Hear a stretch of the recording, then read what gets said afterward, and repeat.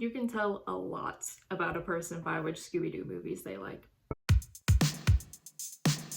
So the Scooby-Doo franchise has been around since 1969, and since then there have been over 200 different versions spanning over TV shows, direct-to-video movies, theatrical releases, comics, video games, stage shows, and web series. Now that's kind of a lot, which is why I'm here to help. Hi, I'm Kate. I'm here to help you decide which Scooby-Doo media is right for you. You may be wondering, why is this person on the internet, this YouTuber who has less than 100 subscribers, telling me which Scooby-Doo media I should watch? What do they know that I don't? It's a kid show that follows basically the same formula. What could possibly be different? And why would you know the difference? So I have the Scooby-Doo autism. If you look around my room, you'll see why. I have 3 versions of the Mystery Machine in my room right now. I have seen nearly every movie. There's some older ones that I haven't seen yet, but I think I'm like 47 out of like 50 movies that currently exist. And I've seen at least one episode from every Scooby-Doo show. So I haven't finished all of them yet, but I've seen so much. Trust me, I know what I'm talking about, I promise. So if you're looking for a place to start, if you're looking to get a little bit more cultured about Scooby-Doo other than just seeing Zombie Island and Where Are You and What's New, hello, welcome to this video. So I'm gonna break it down into 4 categories. So we have the basic / classic movies and TV shows. We have the ones that have an overarching storyline. We have ones that are genuinely well written, and ones that are just fun / like camp. Not necessarily the best, but they're genuinely just like fun to watch. Yeah, so let's get started with our first category. This is your general, like, I grew up in the United States, this is what I know. These aren't bad by any means. Like, they're pretty solid options. If you've like never seen any Scooby-Doo, this is a great place to start. But if you tell me the only versions that you have seen are What's New Scooby-Doo, Zombie Island, and the live action movies, I don't trust you to have good opinions. So obviously, first things that go into these categories is Scooby-Doo, Where Are You? Which is where the show started. Obviously you gotta watch this version. This is one of the first versions like I ever watched. Like when I think about growing up watching Scooby-Doo, like this is the version that I think of. Watched it like recently in the last like a few months or so, and it's genuinely funny. I don't think it's funny like intentionally, because it came out in like the late 1960s / 70s, like of course. The animation process is like very bare bones, and like I love old animation styles too. I love all the backgrounds, I like watching it. But like when they're like animating their face, they have like little animation flubs that makes it like just so funny. Also just say like unhinged things, mostly Fred said some unhinged things, and it's so good. Like, that's definitely like where you should start. And then the one that most people around my age remember watching is What's New Scooby-Doo.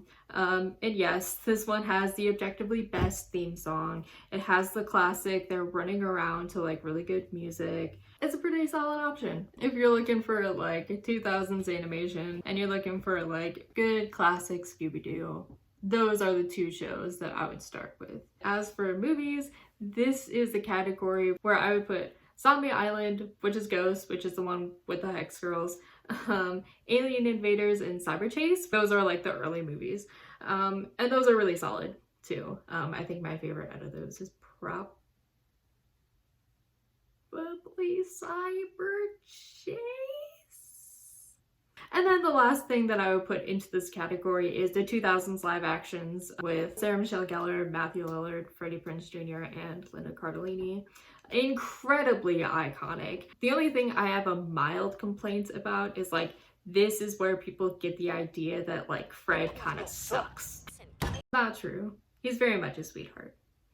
Okay, please, I need you to understand that he's a sweetheart. And moving on from those, we have, it's a bit of a smaller category, but this is the overarching storylines category, which is where you go if you want more than just Monster of the Week. Probably the most like iconic and well-known version of this is Mr. Incorporated. I used to watch Scooby-Doo when I was younger, like with my sisters, and then I didn't get the Scooby-Doo hyperfixation until I was like 18, and I read like somebody's like headcanons about like how like the gang met on Tumblr, and then I read that and I'm just like, wow, I should watch Scooby-Doo again. And so I picked Mr. Incorporated thinking it was like what's new, and it wasn't. So Mr. Incorporated is like, but I still missed you. Interesting. I like Mr. Incorporated a lot. I think that's one of like the few versions of Scooby-Doo that has an overarching storyline. It's pretty solid. It's a little bit hard to watch at times just because the whole Velma Shaggy like dating kind of thing, and then the whole like Fred and Daphne thing. And the thing is, I love Daphne. Number one Daphne stan. They're very cute. They're bi for bi, by the way. But it's just, it's so... Somebody pointed this out on Tumblr like a few years ago, but someone was like, hey, so Mr. Incorporated is about the gang at their worst and getting better and like working through things together. And I think that's like a great way to describe it. If you can stick out through Velma and Shaggy like kind of dating, being really annoying, it's definitely worth the watch. There's only 2 other shows that have an overarching storyline. First one is The 13 Ghosts of Scooby-Doo. This one I haven't watched very much, but I have an online friend who, like, they're the #1 stan of this show, and Vincent Van Gogh. So shout out to them if they watch this. I was researching everything yesterday for this video, and it only aired for like September, December, oh my god, September, October, November, December, literally 4 months. It's very short. I don't get what happened. After Where Are You, there was like a lot of shows that like didn't have Fred and Velma in them for some reason. I'm like, hello? Hello? So this one does not have Fred and Velma, but I think it's still nice to check out. There's one that's like way less well known that came out. It was a version after What's New called Shaggy and Scooby-Doo Get a Clue. And it mainly focuses on Shaggy and Scooby, but I've seen the episodes with the rest of the gang. It is very sweet. I think somebody, like one of Shaggy's relatives like dies and leaves him like $1 billion or something. And he immediately calls the gang and is like, guys, I'm gonna take care of you, like, we're all set. And it's so sweet, because of course that's what he's gonna do. But yes, that one also has an overarching storyline. I'm not sure what it is, because I've only watched like 2 episodes, but I recommend that. And then the last one is some of like the newer movies, like, had kind of like a connecting storyline for some reason. And that's Curse of the 13th Ghost, Return to Zombie Island, which both came out in 2019, and then Happy Halloween Scooby-Doo, which came out in 2020. So here's the thing, Curse of the 13th Ghost and Return to Zombie Island, they're sequels that retcon things in like the other movies and TV shows, and Zombie Island's probably like not as good. In Zombie Island, they're like past college age. And then in Return to Zombie Island, they retcon it and they're just like, oh, Daphne just did like this news thing for the summer, which is not, no. Return to Zombie Island didn't really need to exist. I really like Curse of the 13th Ghost. I think it does a great job. It's like Daphne taking over and like being like, I'm driving this car. But so basically the thing that connects it is just like Fred losing and getting back the mystery machine. I don't fucking know what's wrong with the movies, but they keep taking the mystery machine from him, and I'm just like, how many movies do I have to sit through this? Jesus Christ. I mean, in my opinion, the newer movies that like came out from like 2017 to like 2021-ish, to me, they kind of just exist in the same universe. They also have like a similar style of writing. Yeah. And we go on to our third category, which is well written. At least in my opinion. My number one for this category is Be Cool, Scooby-Doo. You're wondering, like, I've never heard of that one, like, that's probably something newer. It's the one where they look like Family Guy. And listen, I get it. I get that it doesn't look like the old animation. And you're probably like, I'm not watching that. No, thank you. But unfortunately for everybody, it has the best characterization of the gang and is also the funniest version. I'm so sorry, but also I'm not. In my opinion, I don't think the classic animation style would fit in Be Cool, Scooby-Doo. Like, I think that's adult animation, Family Guy-esque like style fits into Be Cool, Scooby-Doo and fits with the humor of it. Cool Scooby-Doo has the best characterization of Daphne. It also has the best characterization of Daphne and Fred, like, without them dating. Because like in like What's New, they're never like canon, but they're always like jealous of each other, and it's so annoying. It'd be cool. There's one episode where like Fred has like a crush on somebody and Daphne is like making fun of him because like they make fun of Fred like the whole show. She never like gets like actively jealous of him. She's like, hey, you're being a dork and that's why this isn't working out. It's not like, why is he paying attention to another girl? Like, it's never that. And it's great. There's actually another episode, my favorite episode, I think is the funniest one, called Night of the Living Shorts. But they go visit Shaggy's grandma. The gang is like lying for him. That's like, oh, he's a leader. Oh, he does like all this stuff. He's so cool. And then like Daphne steps up and is like, yeah, and I'm his girlfriend. And I know that in previous versions, she would be like, ew, gross, I'm not his girlfriend. And in this one, she's like, no, I'm his girlfriend and he's great. And like, I just think that's so sweet. And they're just such good friends and so good. The original version of this video was Be Cool, Scooby-Doo is good, y'all are just mean. And then I changed it because I didn't think I had that much to talk about, but here we are. And then other things that I would put into this category are some of the newer movies as well. I don't know. I know that some of the movies like fall into the same formula of Monster of the Week, but like these ones are like pretty like interesting to watch and like pretty funny. I would put Legend of the Phantasy, which came out in 2011, so not newer movie, but still a pretty good movie. Shaggy Showdown, I fucking love that movie. Sword in the Scoob, which is very charming. The last movie that I would put in here is Trick or Treat, Scooby-Doo, which came out in 2022 and is the one where Velma is a lesbian and we love to see it. I put it in here because the animation style is so cute. It's in the same style as Scooby-Doo and Guess Who, but it's so like fluid and it's so like nice to watch, and there's nice like visual gags.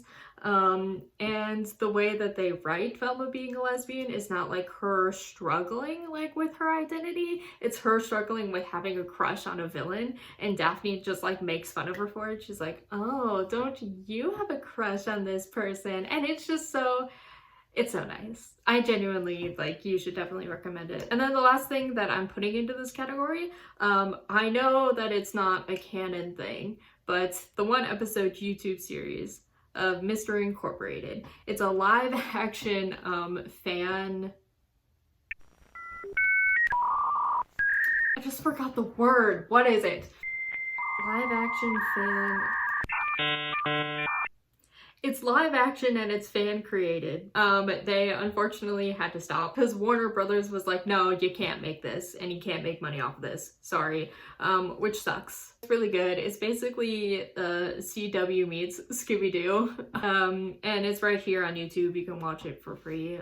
Even though they can't make it anymore, you should still support the cosplayers that were making it and like everybody else that was involved. The last category that I have is fun and or camp. One movie that I think is the most camp is Camp Scare, that came out in 2010. Thank you, I will be here all day. The first one that I'm going to put in here is the Cartoon Network live actions. Scooby-Doo Mystery Begins, that came out in 2009, and Curse of the Lake Monster, that came out in 2010. This is the one that has Haley Kiyoko as Velma, Kate Melton, Nick Pilatus as Shaggy, and what's his name? Robbie Mel as Fred. I remember watching these movies back in the day, not really enjoying them, and then I watched them again like years later, and they're genuinely one of my favorite versions. They are so adorable. I love them so much. And no, it's not the best written. That's why they're in the fun category, okay? And fun has its place here, especially in Scooby-Doo. I rank things by how much fun I have while watching them. And that's why this is my favorite category. Be Cool Scooby-Doo almost made into this category, but then I decided that it should be recognized for how well written it is. Low-key shout outs to, there's another Scooby-Doo live action movie called Daphne and Velma that came out in 2018. And listen, it's also not the best, and I don't watch it very often, but I see what they were trying to do with it. Another one of my personal favorites is the Lego Scooby-Doo movies. There's Haunted Hollywood and Blowout Beach Bash. My favorite is Blowout Beach Bash. I think it's so fun. It also has Fred and Velma singing. The Jinky is a fucking jam. I think that's why I love it so much. Also, Lego movies in general are just pretty charming. So the Scooby-Doo ones would not be any different. There's Scooby-Doo Adventures, the Mystery Map, which is just puppets, and it's puppets based off of a pup named Scooby-Doo, and it's where the I've been a lot of things, Scoob, but I've never been a giant cracker meme has come from. I would also put the newer movies, if they're not well written, they go in this category because of how fun they are. The ones that I have are Music of the Vampire, which is a musical, and it's really good, and the first song is done with monsters, and it's so good. And then we have Stage Fright, which is the Faraffney movie. It also takes place in Chicago. It has Wayne Brady in it, and Fred and Daphne are a band, or a duo called Blake and Jones. And it's actually Frank Welker and Greg Griffin singing, and that makes me so happy. Like, all of that Scooby-Doo movie was literally made for me. I also put Straight Outta Nowhere, which is the Courage the Cowardly Dog category, into this one. I mean, it is also like well written, but it is like, it's more fun than anything. I'm also not the biggest, like, I didn't watch Courage growing up, so I do appreciate this movie. It also does freak me out just a little bit, but I think that's kind of the point of Courage. So the show that I would put here is Scooby-Doo and Guess Who, and like, I also get it that it was a little cringe, but it is also cute. They also have like episodes with people I care about, like Halsey. I didn't know Halsey had that episode in there, and I love that. Sorry, I love them very much. This is also the one where Fred canonically has a YouTube channel about traps that he talks to Liza Koshy about. This series is just insane. The style is like nice to watch. Yeah. The last thing I'm gonna put into this category is Scooby-Doo and the Lost City of Gold, which no, I will not shut the fuck up about. Not gonna apologize for that. So Lost City of Gold is a live action stage show that I saw in 2022. It's really good. Like, it goes into the camp category because it's a kids musical, but like, the music is so good, and it's on Spotify. And the last video that I did in 2022 was a cover of Follow the Star, which actually the cast like ended up seeing on Instagram, and it was great. They're very nice. Even though I've been so annoying and autistic to them, and I've finally calmed down. If they see this, I am so sorry. They have a channel on YouTube where you can watch music videos of some of the songs, and then you can listen to it on Spotify. Looking for Clues, genuinely one of the best songs I've ever heard in my entire life.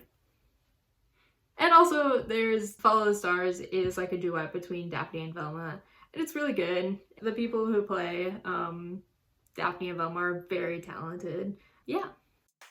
I like Scooby-Doo a lot. The franchise is very big, and I think that there's something for everyone. If you didn't like any of that, there's also comics. There's a comic where they're in like a fucking zombie apocalypse together. And they have like a shit ton of video games too. On top of that, like, Scooby-Doo is just a really iconic franchise that's been going for so long, and animation, like in general, is like kind of dying, and HBO Max is killing it, especially Warner Brothers Animation. So there used to be like a new Scooby-Doo movie like at least once, if not twice a year, and there hasn't been a new Scooby-Doo movie since 2023, and only because that movie got leaked early, so they like wanted to put it on streaming. But they killed Boomerang, which had like a lot of old like Hanna-Barbera cartoons, and now like HBO Max is just like, nope, we're just gonna pretend that doesn't exist, bruh. We gotta support the animation industry. It deserves to still be a thing and still to grow, and Scooby-Doo has this legacy, and I would hate to see it just die out like this. It deserves to keep going. Support Scooby-Doo. And then like for a less serious reason, I need people to start watching more Scooby-Doo so we can have better Scooby-Doo memes. If I see another fucking 420 meme about Scooby-Doo, I swear to fucking God. Get a new joke. We get it, they smoke. I think that's it. I think that's all I have to say. If you like this video, leave a like. Subscribe if you want to see more stuff like this. Or me. I'm in my YouTuber era this summer, so I'm definitely going to be making more videos. Definitely will not stop talking about Scooby-Doo. You don't have to worry about that. Comment below what your favorite Scooby-Doo series is, or if this video inspired you to find something new. Let me know how it goes. I would definitely love to hear from you. And yeah. Thank you so much for watching. I will see you in the next video.